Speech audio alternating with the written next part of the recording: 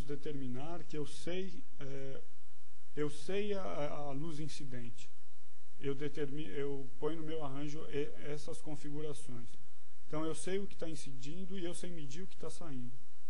Então, dessa forma, com algumas medidas, eu consigo determinar a minha matriz de Miller através dessas relações e chegando nesse formato final. Isso está feito na literatura com bastante detalhe, né? Então, nosso arranjo experimental, a gente usou um laser titânio safira com aproximadamente 20 nanômetros de banda. Eu sei que isso não é muito, mas foi o que a gente conseguiu no dia da medida. Esses lasers são um pouco instáveis, né? Comprimento de onda centrado em 800 nanômetros, potência de mais ou menos 10 miliwatts. A gente estava operando em travamento de módulos. O espectrômetro com essas características. A resolução do espectrômetro permitia a gente enxergar, né, até quase 6 milímetros dentro da amostra. Isso vem do teorema de Nyquist, não vou entrar em detalhes. Utilizamos um galvo para deixar a amostra parada e mover o feixe, né? Desenvolvemos um software para fazer essas medidas, um polarímetro para garantir os estados de polarização que eu tinha no meu feixe incidente. E a amostra, como vocês viram aqui, usamos durex mesmo.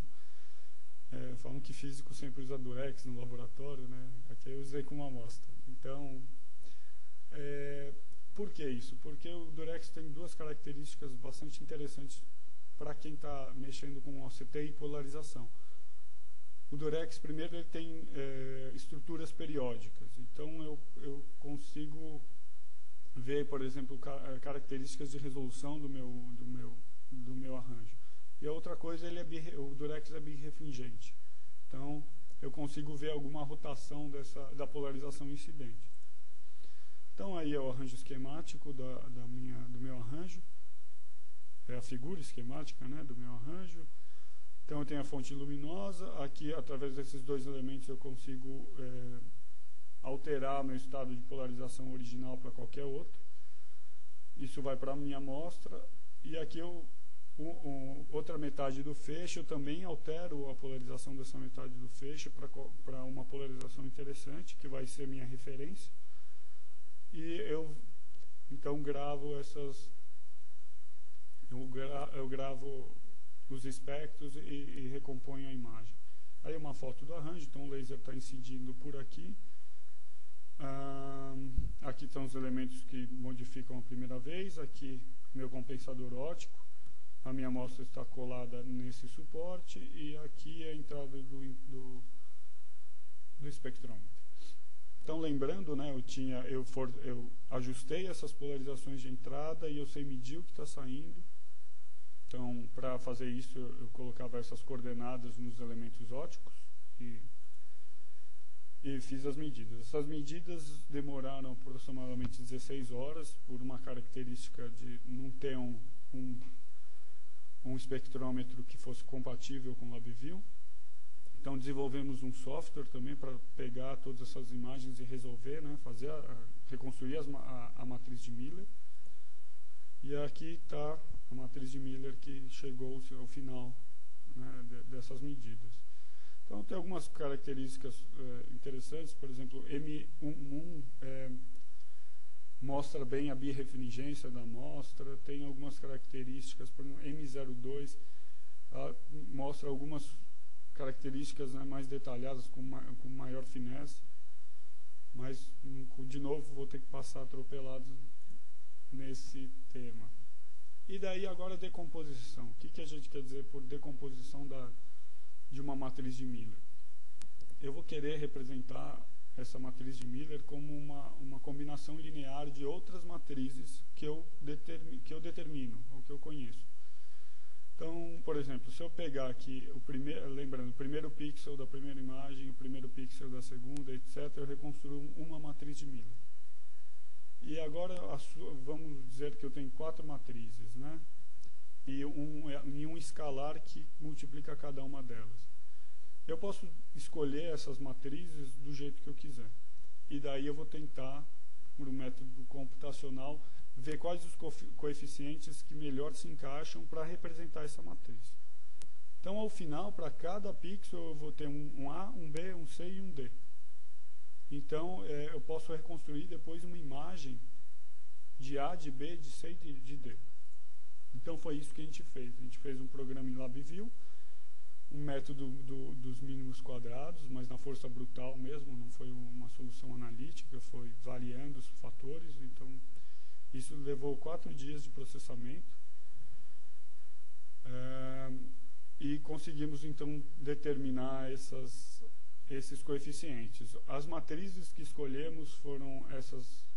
Então, foi polarizador horizontal, vertical, a 45 graus e à direita. Por que essa escolha? Na verdade, porque a gente sabe que a gente consegue decompor as matrizes através desses elementos. Claro que existe eu posso colocar qualquer outra matriz. Isso daqui foi também uma coisa preliminar, né? A gente queria realmente começar a pegar algum feeling, né, do arranjo.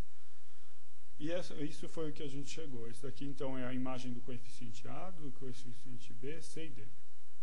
Vê que A e B, né, horizontal e vertical, são bastante parecidos.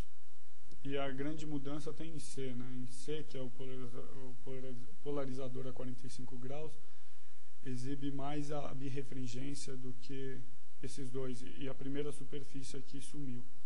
Em D também, vê que a primeira superfície sumiu, mas basicamente não temos informação, pelo menos não informação visual, né, do que está acontecendo. Aqui eu tenho as médias, né, do coeficiente. Ou seja, o quanto que eu apliquei o A, o quanto que eu apliquei o B, etc. Antes de passar para as conclusões, eu quero explicar, por exemplo, por que fazer essa composição pode ser muito interessante. Porque, por exemplo, eu tenho uma imagem da matriz de Miller e eu posso tentar decompor ela como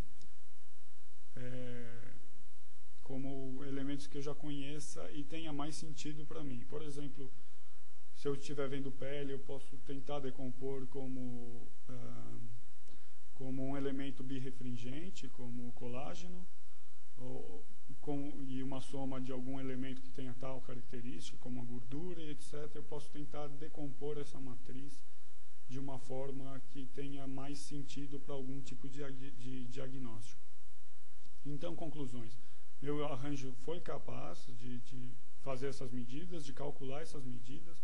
Tivemos alguns problemas com o laser devido à instabilidade espectral desse laser. Então, acho que o ideal seria um LED superluminescente. A fita adesiva se mostrou uma ótima amostra para esse tipo de medida, e a decomposição foi ok, mas muito lenta, né? Então precisamos deixar esse algoritmo mais rápido. Então, perspectivas. Eu gostaria de usar algum padrão. Eu sei que nem sei se existe isso, mas eu gostaria de usar um padrão de matriz de Miller para eu poder tentar medir no final o que eu consegui decompor disso, né?